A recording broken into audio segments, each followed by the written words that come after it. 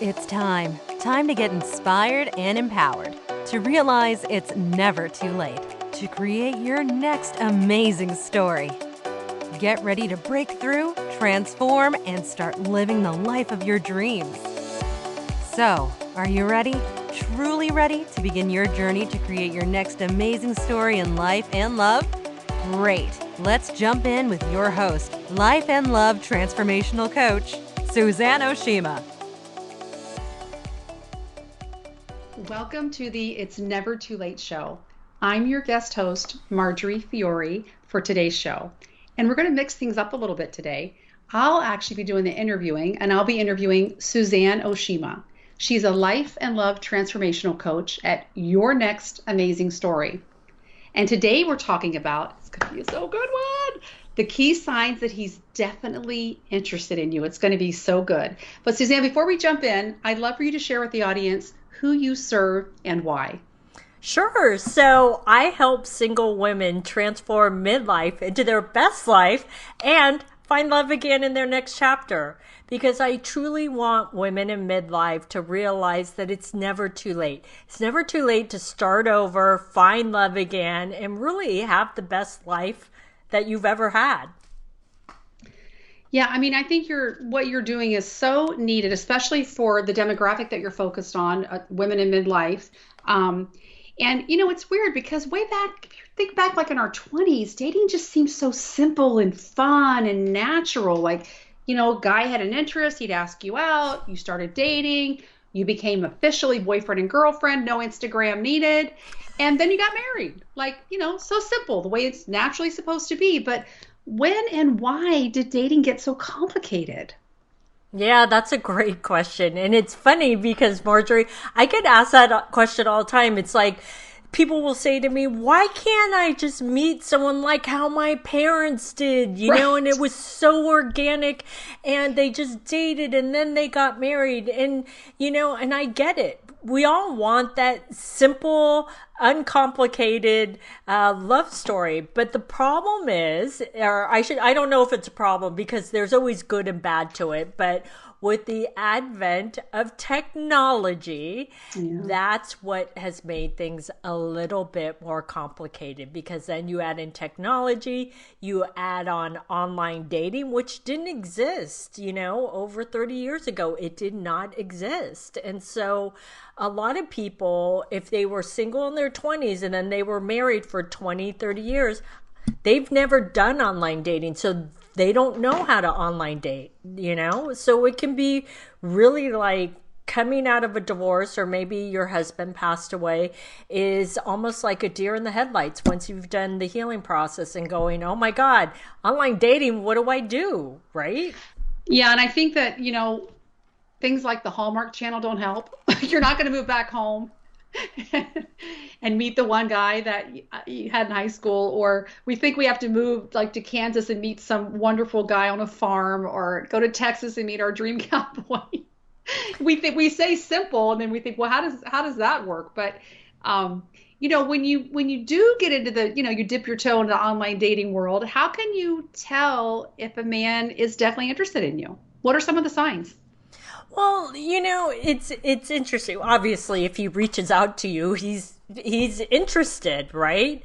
But it's interesting because a lot of times women will misread as they start to date and get out there, is they misread the signs. Because again, they're not used to this new style of dating that they didn't do in their 20s, right? And so, obviously, if he reaches out the first time, he's interested. Now, how do we know if he's still interested as time goes on? And how the signs that he's interested is, number one, is that he contacts you on a consistent basis.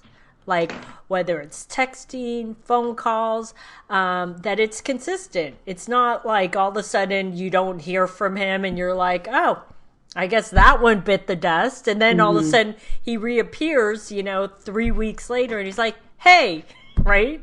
So if a man is definitely interested in you, he will contact you on a consistent basis. The second thing is that he will also ask you out on a consistent basis, whether it's once a week or maybe because you're both so busy is maybe it's once every 2 weeks. But in between those dates, he's still contacting you on a consistent basis through texting and phone calls. So you don't feel this pull away, that you always feel this presence of him kind of around you, even if he's not physically there. But how do you know? Okay, so he'll be contacting you more consistently and he'll ask you out. Maybe there's even like an expectation that every Thursday you're going to go out. Like that would be kind of cool. That would put your mind at ease. But how do you know if he's just stringing you along? Like are there a few red flags to say, he's really not interested? Yeah, there definitely are some signs that he could be just stringing you along. Is he could just text you here and there, but never ask you out, right? Mm-hmm. And you feel that connection, and then you're starting to wonder, is he ever going to ask me out, or is this just going to turn into a texting relationship, right? So in this day and age, I think they call it breadcrumbing. I don't even know all the terms. But think about step up for ghosting, right? There's ghosting and then breadcrumbing. Yeah, breadcrumbing is like dropping the breadcrumbs so that you'll still keep following, and then ghosting is they disappear. But, and actually that could be another thing, is that the man pulls away and, she thinks he's totally ghosted her. And then all of a sudden he reappears like 3 weeks later and says, hey, how's it going? Want to go out? Or, what are you up to?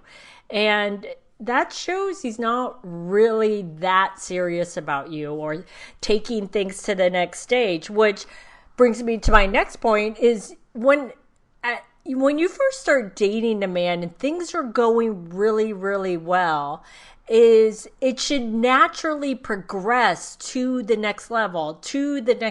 And here's what I mean by that is, when you first start dating, you may not be exclusive, but like you said, wouldn't that be great if you knew like every Thursday we're going to get together? And maybe it's not that specific, but maybe you knew every weekend you guys were going to get together, have plans, spend the weekend together. That is elevating it to the next level, progressing to the next level. And that you may not see each other during the week, but again, he texts you, he calls you on a daily basis, he calls you first thing in the morning or texts you first thing in the morning, good morning, and then he calls you at night to make sure how your day went and just to talk. And you feel that connection. You start feeling more of a deeper emotional connection. You feel that he cares. You feel like he really wants to get to know you, the things that are important to you. But also then he starts talking about, again, progressing things to the next level of, oh, you know what, Marjorie, I would love for you to meet my really good friends. We're going out next week, or they're having a beach barbecue. I would love for you to come.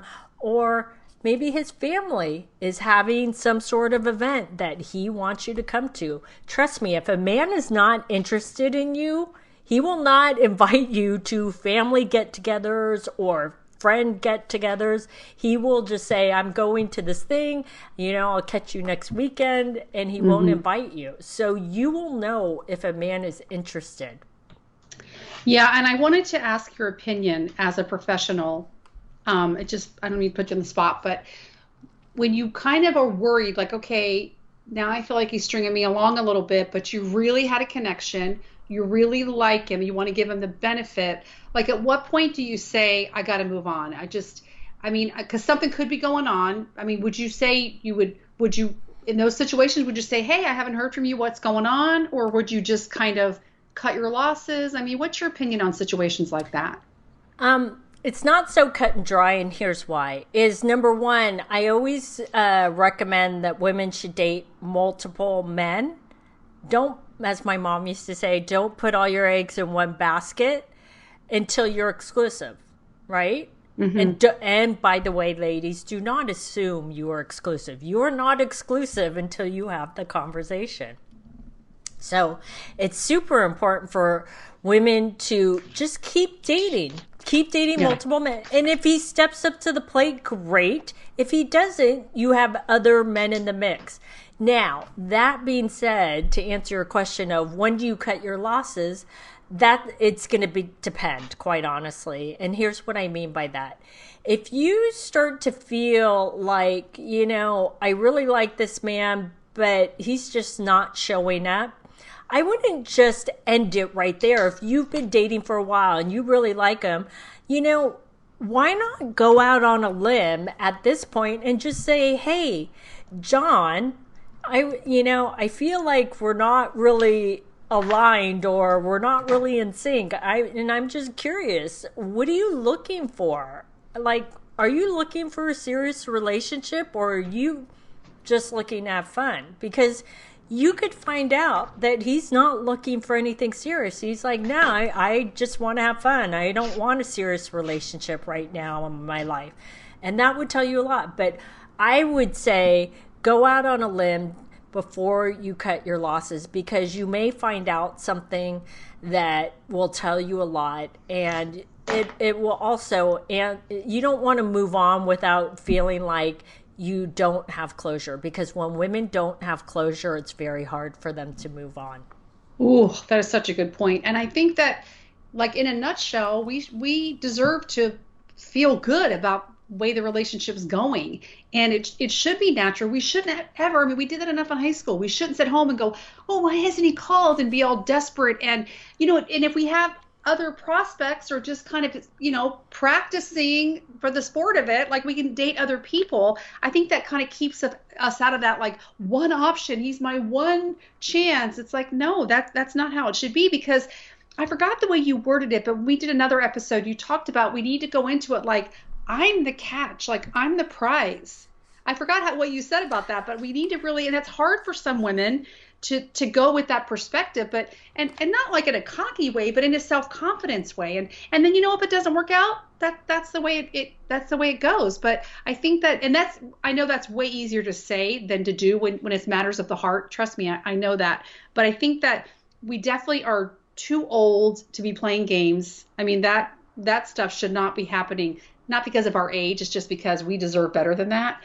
But I think if we have the approach like, I'm a great catch. Like, somebody would be lucky to spend their lives with me, and I'm going to be a great partner for somebody, and have that mentality. And if somebody doesn't give you that respect, that's what it is. It's the time and the respect. And like you said, maybe it's just, I love the word alignment. Maybe it's just the wrong timing, and he's a great guy and you're a great woman, but you want different things. That's okay. Don't force it when it's not natural. Exactly. So the thing that I say, Marjorie, is to stand in your power and become the chooser.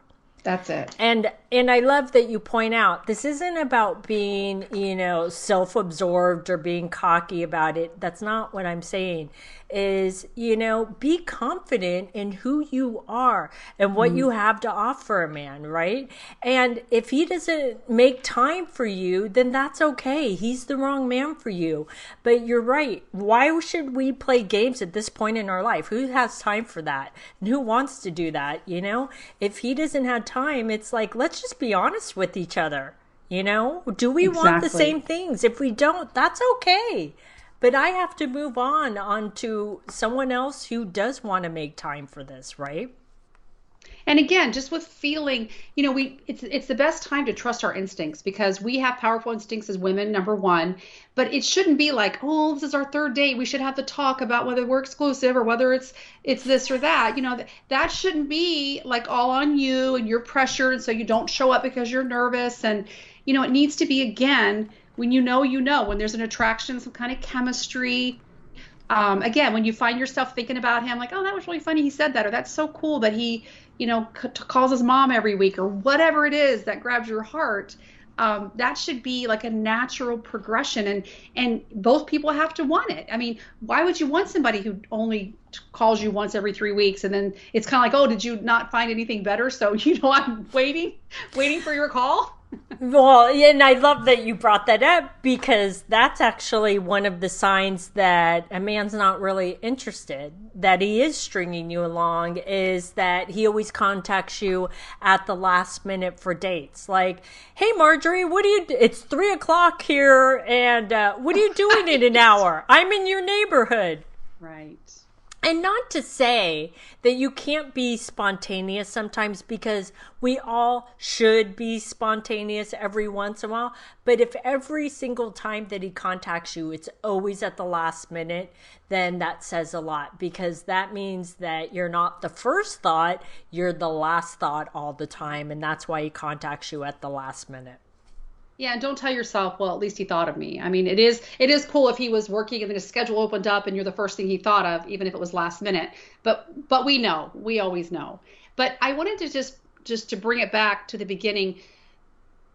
In besides social media, like, what do you think? Do you think we've just, being human beings, we've just complicated the whole process? Or do you think, I mean, I'm sure it's the whole thing with advertising and what's really ideal, and these relationships that aren't, they seem like they're all blissful and it's just the highlight reel. But what else besides social media do you think has made it so complicated and so scary to date? I think that, you bring up a really good point, is, have we complicated things? And the answer is yes, we have. Because, yes, with the advent of technology, and then you have online dating sites, and not just one online dating sites, there's a million, right? And the problem is that we have too many options, right? And when we have too many options, I don't know about you, Marjorie, but when I have too many options, then I can't make a decision, right? Yeah. And so a lot of people get that fear of FOMO thing, fear of missing out. And so then they could start dating someone, and then they're like, well, what if there's someone better out there for me, right? Not like in the olden days that you're like, this guy's great, I really like him. And you dated him and then you married him. It's, right. We have that fear. Is there somebody better? Is there someone that I'm going to have more of a connection with, or that's going to treat me better? So right. We can make things a little bit more complicated than they have to be. Imagine that. So the top signs you could tell if somebody is interested was they'll contact you on a more regular basis. Mm-hmm. They'll actually want to date you. And then the third one was it naturally progresses. Is that what you were saying? Yeah, it naturally progresses and you hear from them on a regular basis. But also it's important to think about how he makes you feel when you're with him. Great point. How do you feel? Do you feel safe? Do you feel secure? And I don't mean just physically safe and secure. I mean emotionally safe and secure. Wow. Right? Yeah. Because that's how we create more of an emotional connection.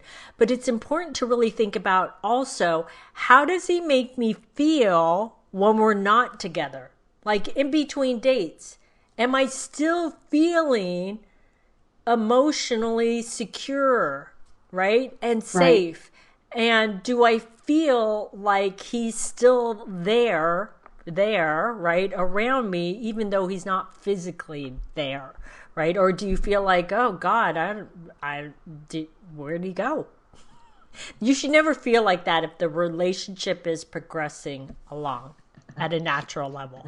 It just reminds me of like laying on the sofa, listening to Journey, when the lights go down in the city, and I'm like, oh, I hope he stops by, and you listen for his car to come down your street. I remember that vividly, and just the heartache and not really knowing where he's at or what he's doing. This is like in 10th grade. And, you're just desperate. And it's like, that is the worst feeling in the world, is that sense of desperation.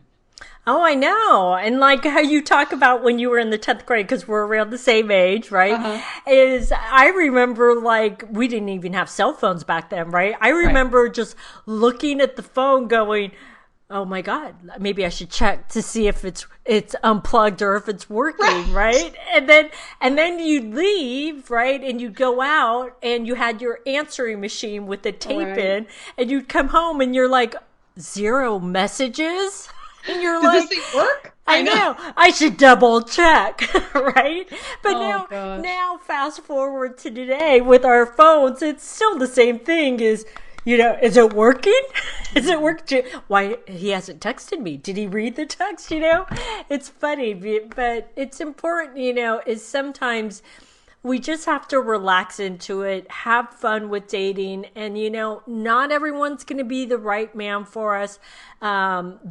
Just know, though, the right man will step up to the plate. He won't do the disappearing and reappearing act, You'll hear from him on a consistent basis. He'll ask you out on a consistent basis, and you will feel that natural progression through the process. So, I think that's important for women to realize. And I think that, we always forget, too, this is just as awkward for men. There are good men out there, but it's like, they can be cocky and confident, but it's still getting ready for your date or trying to say, oh, I called her Tuesday. Should I call her Thursday? I mean, I'm just, they're probably having some of the same like insecurities. And that's why, this topic is amazing. And I loved it because I think that we have a tendency to focus on the negatives and all the things that can go wrong with dating. And we need to stay aware of those signs to say, no, this is a go. This is good. Look for those positive signs and then maximize those as signals. I just think today's is so wonderful because it's kind of like, here's the things we can do wrong, but it's like, here's the things, don't have blinders on where it's like all the lights are green. So do you have any last tips for kind of maximizing or having our green light radar on when we're dating? I love that you said that, the green light radar, because that's aligned with how I always try to think is, let's look at the glass half full versus half empty. Instead of looking at, all the things he's doing wrong, let's look at the green light signs so that we can progress. And if there aren't green lights, then that means there's either yellow or red lights. And if there's a lot of red or yellow lights, then that may be a sign for you to move on. Like Marjorie's waving goodbye. That's what it means. And it's okay. It's okay. Not everybody is for everybody. And it's important for us to not take it personally. Yeah. Well, I know that you've actually created a cool way for us to increase our odds of finding a great match with your new, is it a new online, your masterclass? Yeah, it's a free class, everybody. The Secrets to Meet a Quality Man. So Suzanne, take a second and tell us more about that and let the listeners know how they can get registered for it. Sure. So it's a free masterclass that I have where I'm going to share with you, if you're having a hard time meeting a quality man, I'm going to tell you the number one way to meet a quality man. I'm also going to share with you if online dating is not working for you, why it may not be working for you, and how to turn it around. And ladies, by the way, it is not because there aren't any quality men online. There are, but you may be doing something wrong on your profile. So you definitely want to sign up for this free masterclass. If you're watching the video, you can click right here on the video. Or if you're listening to the podcast, you can just go to yournextamazingstory.com and it's at the very top of the homepage. Great. Oh, I'm so excited. I'm gonna join that masterclass because I think that the tips that we learn when we're dating, we kind of need to remember those when we're married too. Like we still need to date our partners. If I showed up as a girlfriend every day, I think things would be vastly different instead of, settling into our roles. But that's for another episode, Suzanne. But thanks everyone for joining us today on the It's Never Too Late show. And hopefully this reminds you and gives you clues that it's not too late. The show is available in both video and podcast format and can be found at the same site where the masterclass sign up is, which is yournextamazingstory.com. Thanks, everybody. Love today's episode of the It's Never Too Late show? Then head on over to yournextamazingstory.com to continue the conversation, get access to show notes, and get more amazing content.